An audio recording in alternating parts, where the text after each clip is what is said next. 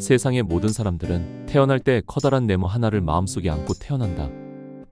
그 네모는 아주 단단하고 완벽한 4개의 모서리를 가진 투명한 결정체였다.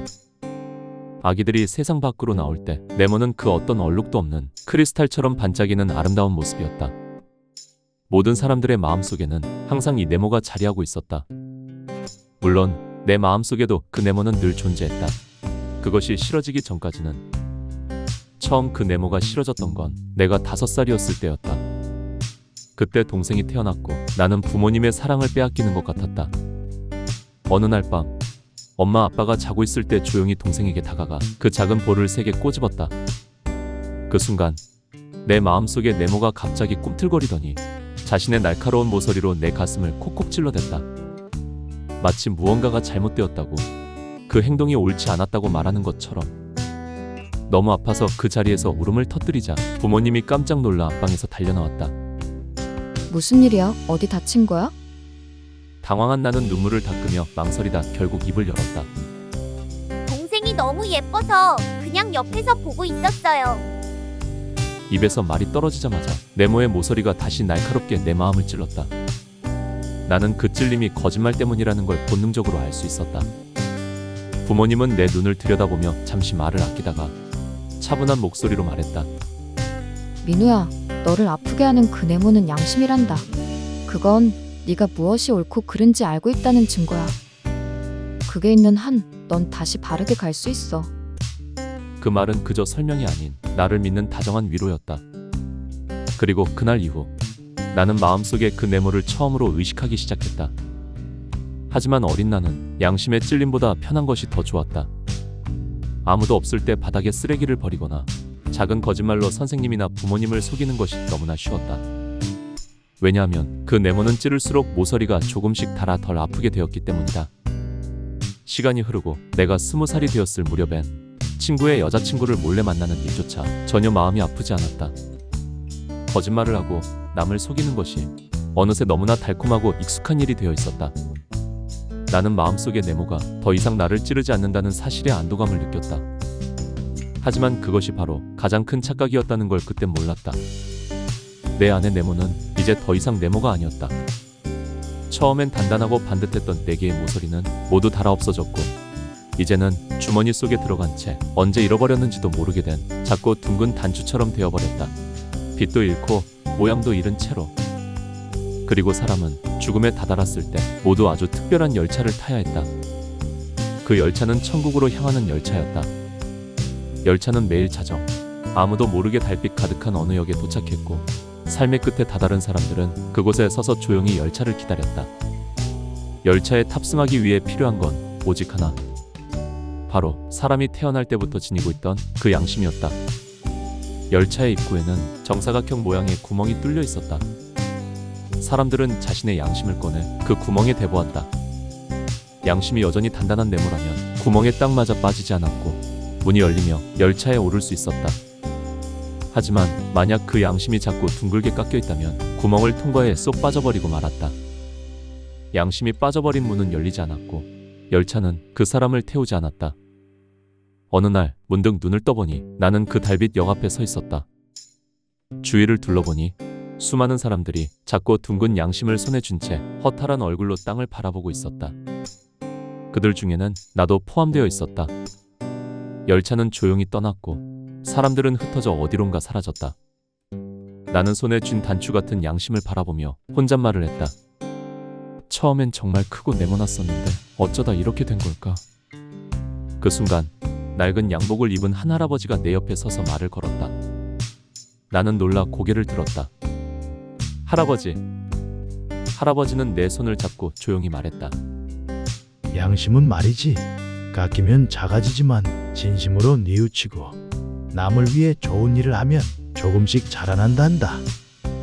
다시 커질 수 있다고요? 그래, 아무도 보지 않는 곳에서 하는 진심 어린 선행, 누군가를 위한 진정한 배려, 자신의 이익을 내려놓는 용기, 그런 것들이 모여 다시 네모의 모서리를 만들어주지. 할아버지는 잠시 말을 멈추고 멀리 떠나는 열차를 바라보았다. 살면서 우리는 누구나 실수하고 그 실수가 반복되면 무뎌지기도 하지. 하지만 후회라는 감정은 아직 마음의 온기가 남아있다는 증거란다.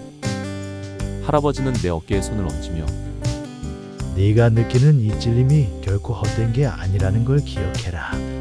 언제든 다시 시작할 수 있어. 하지만 그 시작은 항상 작은 용기에서부터 비롯되는 거란다. 너에게 기회가 다시 주어진다면 남은 시간을 헛되이 쓰지 말거라. 할아버지의 목소리는 따뜻했고 그 말은 내 마음속 아주 깊은 곳까지 스며들었다. 정신을 차려보니 침대에 누워 있었다. 눈을 뜨는 순간 낯설도록 조용한 새벽 공기 속에서 내가 지나온 모든 시간이 하나씩 떠올랐다. 가슴이 먹먹했다. 왜 그렇게 쉽게 속이고 상처 주고 외면했던 걸까? 어린 시절의 나, 울고 있던 동생, 말없이 믿어주던 친구, 무심히 지나쳤던 타인의 눈빛까지 모든 것이 선명하게 밀려왔다. 나는 베개를 끌어안은 채 어린아이처럼 흐느껴 울었다. 그날은 내 인생에서 처음으로 진심으로 나 자신을 부끄러워했던 날이었다. 그리고 그 순간 나는 결심했다.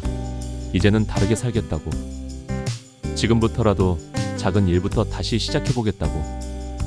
그날 이후 나는 나의 삶을 조금씩 바꾸기 시작했다.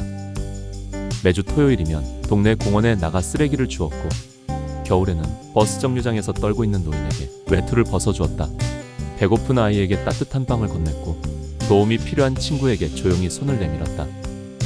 그 어떤 대가도 바라지 않았다.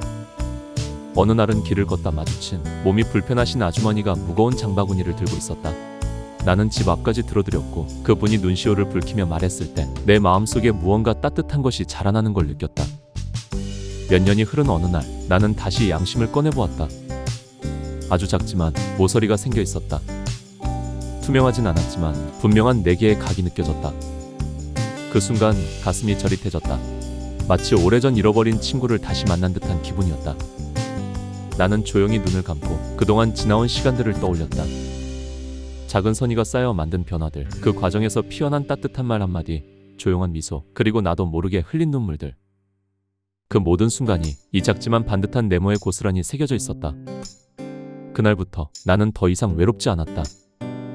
사람들과 웃으며 이야기를 나눌 수 있었고, 사람들도 나의 진심 어린 눈빛을 보고 조금씩 마음을 열기 시작했다. 무엇보다 나는 나 자신과 솔직하게 마주할 수 있었다. 비로소 나를 사랑할 수 있게 되었다. 그리고 긴 시간이 흐른 어느 날 나는 다시 그 달빛역에 서 있었다.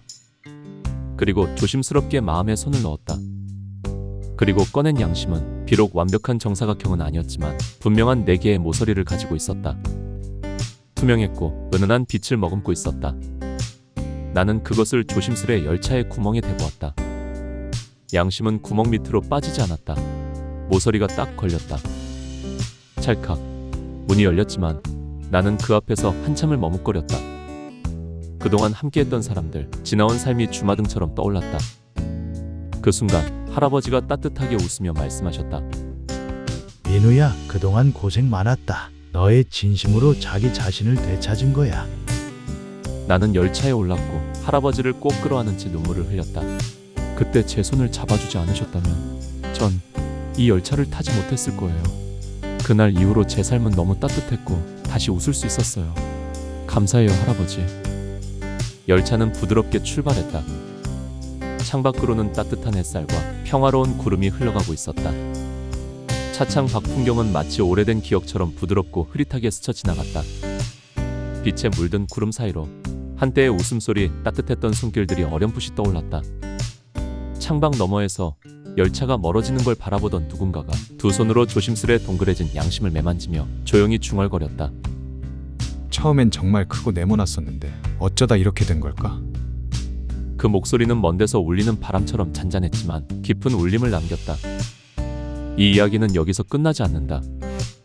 어쩌면 지금 이 이야기를 듣고 있는 당신의 마음속에도 조용히 그 네모가 떠오르고 있을지도 모른다. 당신의 양심은 지금 어떤 모양인가요? 어쩌면 아주 작고 둥글게 변해 있을지도, 아니면 이미 모서리를 다시 찾아가는 중일지도 모른다. 중요한 건 지금부터라도 다시 자라게 할 수 있다는 것. 지금 누군가에게 따뜻한 말을 건네는 일, 작은 손길을 내미는 일이 양심의 모서리를 되찾는 첫걸음일지 모른다. 그리고 언젠가 당신도 그 열차에 오를 준비가 되었을 때 당당히 그 네모를 꺼내들 수 있기를. 그날을 위해 오늘도 우리는 살아간다.